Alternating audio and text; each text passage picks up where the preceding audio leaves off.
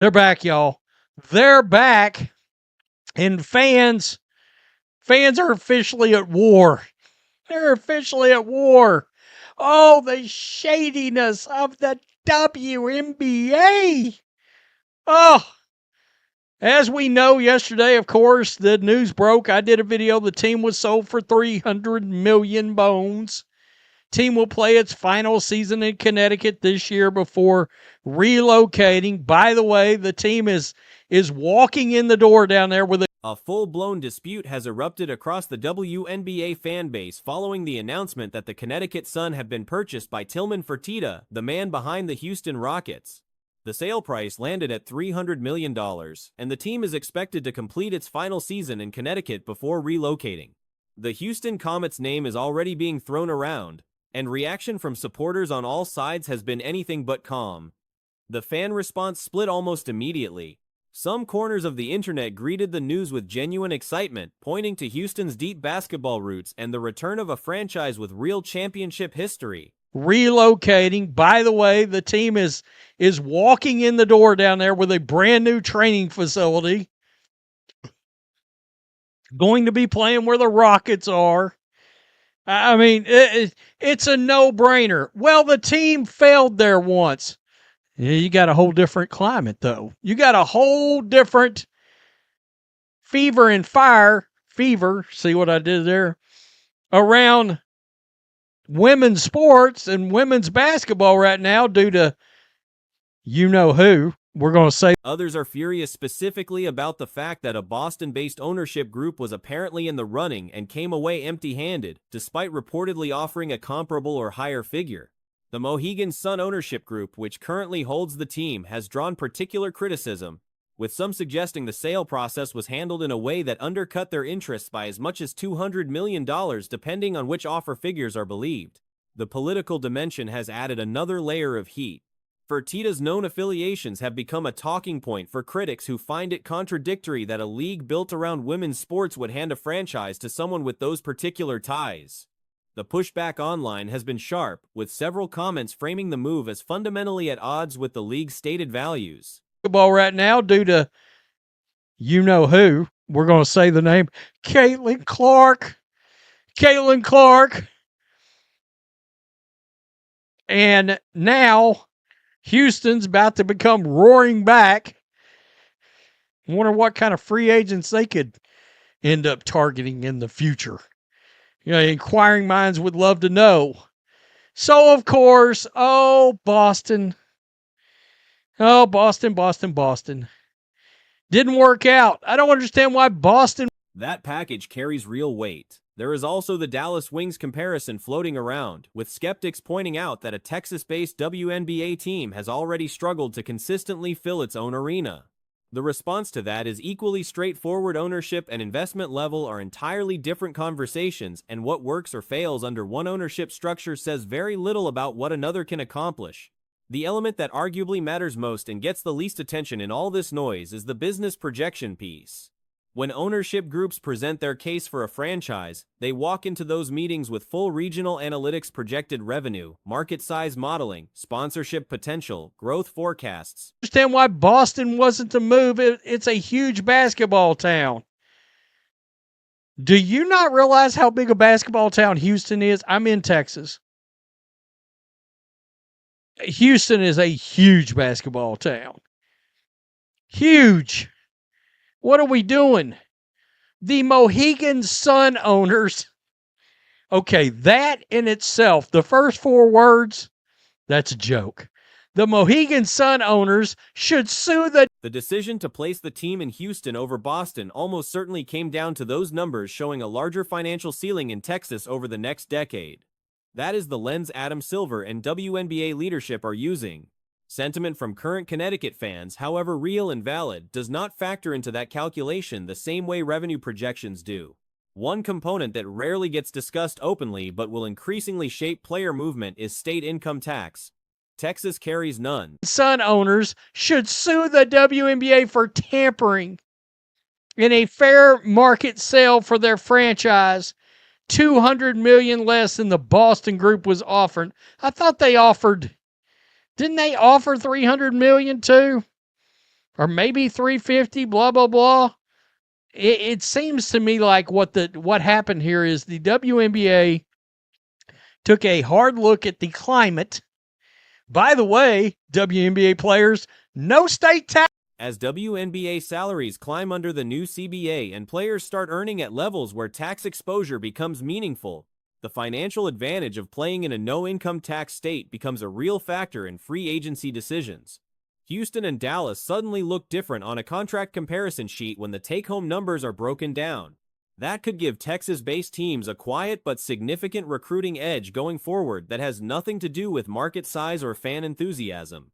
The Connecticut fan base built something genuine around that program over the years. The Sun developed a consistent winning culture and a loyal following. A hard look at the climate.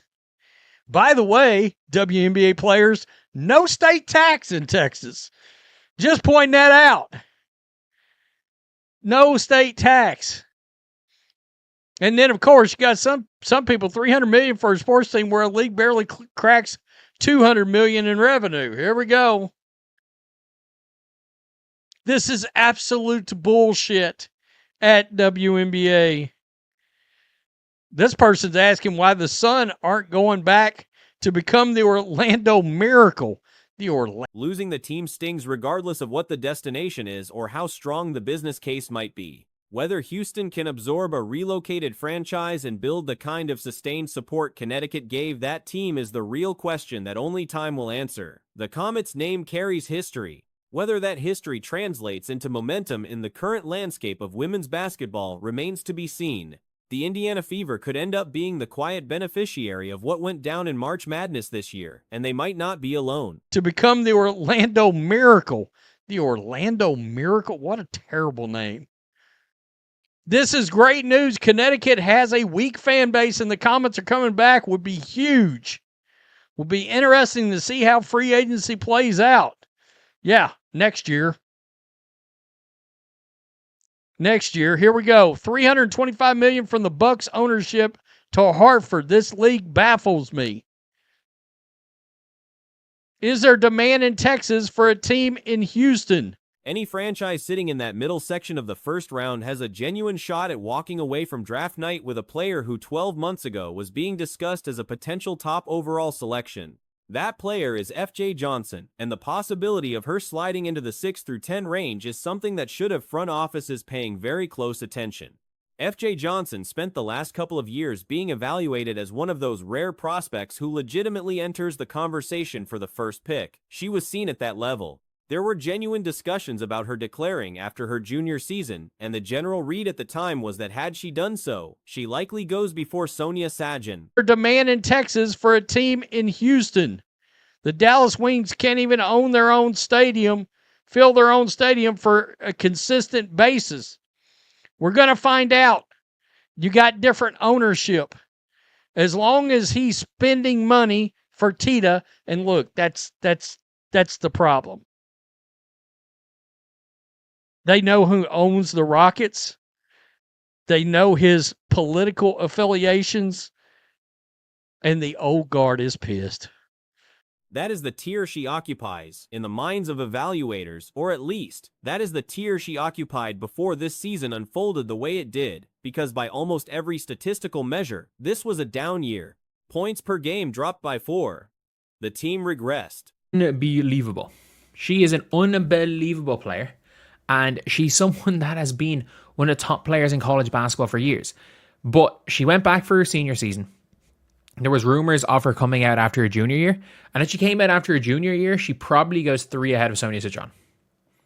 Like, that is the level that Flaw J. Johnson is at. And that's the way people look at Flaw J. Johnson. They look at her as a potential number 1 overall pick candidate. And like, there's not that many number 1 overall pick candidates if we're being real. But that is what she... LSU, a program with championship expectations heading into the year, went out in the Elite Eight against a Duke squad that, while genuinely talented, was not supposed to represent a ceiling for that roster. The 3-guard arrangement built around Johnson, Michaela Williams, and Michaela Williams simply did not function the way anyone anticipated. That is not a moral failing. Lineups and combinations break down sometimes, but it is the reality of what happened, and it has altered how Johnson is being viewed heading into the draft. Her shooting splits tell an interesting story, though. I'll pick candidates if we're being real. But that is what she is looked at. She is seen as a number one overall pick candidate, or was last year. If you look at her stats, she is down across the board. Like, it is a bad year. It's absolutely a bad year. Like, when she comes out and is having a year where you're down 4 points per game and your team gets worse. Like, did they lose in the Sweet 16? Yeah, they got worse. Field goal percentage held steady from the previous year. 3-point percentage actually went up. The area that took a notable hit was the free throw line, dropping by around 12%. And there were individual performances this season where she was clearly not operating at the level a player of her caliber needs to in high-stakes moments. Against South Carolina in particular, outside of a reasonable showing in the SEC tournament, she did not impose herself the way she had previously. Did they lose in the Sweet 16? Yeah, they got worse. Didn't even get to LSU because they lost to Duke, a team who they killed at the start of the year. Like, they were just not in a position to really... Like, they were in a position where they should have been able to succeed, and they just didn't. It didn't work out. And look, the three-headed monster for guards of Michaela Williams, Flaw J. Johnson, and Malaysia Fulwiley just didn't work. And that's okay. That's okay. Like, they are allowed... It's allowed. They are allowed not work, and that's fine. That pattern of fading in the biggest situations is the most legitimate concern scouts and front offices will carry into their evaluations. Still, the underlying profile remains compelling. She has real length. The listed height undersells her actual size on the floor. Like, they are allowed... It's allowed. They are allowed not work, and that's fine. Like, at the end of the day, that is okay. They're allowed not work. But if you look here from last year, she shot same percent from field. She shot higher from three. Even though, yes, she shot 12% less from the line. Even though, yeah, there were some horrific games in there. There were some games where you're like, okay, she absolutely needed to be a better player if LSU wanted to win a title. And I think coming into this year, people genuinely she functions as a legitimate three-point threat, a capable slasher, and a genuine defensive presence. Those qualities do not disappear because of one inconsistent title, and I think coming into this year, people genuinely expected, or she came back to win a championship, and people thought with Malaysia Fulwiley that like they had a legitimate chance of doing it, and I don't necessarily think that they were that far off. I don't think they were that far off. There were flashes of it. Like, we saw flashes against South Carolina. We saw flashes against... Like, if you look again in some of the games, like, they lost South Carolina in a game where they could have won. Flaw J really stunk it up. For a team like the Fever, that gap between perceived value and actual draft position is exactly the kind of situation worth exploiting. If Johnson is genuinely available at 10, the argument for selecting her is straightforward. She brings a ceiling that almost nothing else in that portion of the draft can match. There is even a case to be made that acquiring her could open up flexibility elsewhere on the roster. Moving Kelsey Mitchell while Johnson is on a rookie-scale deal would leave cap room that could be redirected toward addressing the power forward depth the team eventually needs to round out around Caitlin Clark. In some of the games, like, they lost South Carolina in a game where they could have won. Flaw J really stunk it up. And that's the thing with Flaw J this year, is that she did not step up in big games. I think she did quite a bit last year. But if you're looking... She had a good game against South Carolina here. In the SEC tournament, she didn't have a good game at all against South Carolina. He's one Fulwiley kind of took over. But for me, it was almost too much of a like-for-like situation with her and Malaysia Fulwiley. Who do I think is the better player? I think Flaw J projects to be the better player. She's got more length. She's bigger than... I don't care what the height says. She's taller than 5'10". I think she projects to be... The short-term drop-off in guard production would be real, but the long-term arithmetic could work in the Fever's favor. The expansion teams sitting around that 7 through 10 range also factor into the equation. If one of the new franchises decides to go the overseas route early and takes a shot on a player like Jana Martinova or Nele Losada, neither of whom will be present for training camp, then Johnson's landing spot shifts. Again, these are not hypotheticals without precedent. She's bigger than... I don't care what the height says. She's taller than 5'10". I think she projects to be the better player of her and Malaysia Fulwiley. I think she does. I genuinely think she projects to be the better player. And if you are a team, like if you are the Fever, who I think the Fever have the best like, it makes the most sense for the Fever to draft her because, look, you're getting upside. You're getting a number 1 pick candidate potentially at 10. I don't think she goes past expansion. I don't. Like, if Flau'jae's there for an expansion. Teams have made exactly these kinds of reach picks on draft night before, and each time they do, a player further up the board slides to someone who wasn't expecting to get them. There is also a legitimate trade-up scenario. When Angel Reese began dropping on draft night last year, Chicago moved up to secure her. Teams with the right combination of draft capital and organizational need will absolutely consider doing the same if Johnson is still on the board later than expected. I don't think she goes past expansion. I don't. Like, if Flau'jae's there for an expansion team, the only way that Flau'jae, like, could end up not going to an expansion team is, like, hypothetically, one of the expansion teams is, like, they pull a Valkyries and they're just, like, they pull a Jusite. They go and make a Jusite pick and say, we're going to take Yana Martin or Nell Angloma because we just believe in these overseas players that may not be coming over to start the year. Like, Yana Martin is probably not going to... her team's not as good, so she'll probably be over after... Won't be there for training camp.